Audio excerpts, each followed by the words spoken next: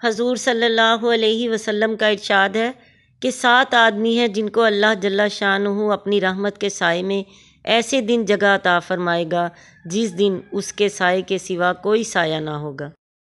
وہ 7 لوگ ہیں، اور 7واں وہ شخص جو اللہ کا ذکر تنہائی میں کرے اور آنسو بہنے لگے۔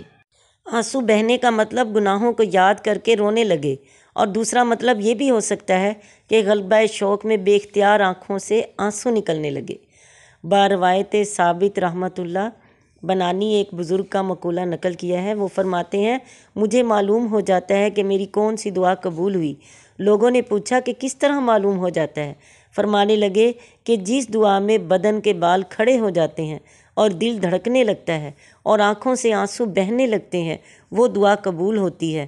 ان 7 آدمیوں میں جن کا ذکر حدیث پاک میں وارد ہوا ہے، ایک وہ شخص بھی ہے جو اللہ کا ذکر تنہائی میں کرے اور رونے لگے۔ اس شخص میں 2 خوبیاں جمع ہیں اور دونوں اعلیٰ درجے کی ہیں۔ ایک اخلاص کہ تنہائی میں اللہ کی یاد میں مشغول ہوا، دوسرا اللہ کا خوف یا شوق کہ دونوں میں رونا آتا ہے، اور دونوں ہی کمال ہیں۔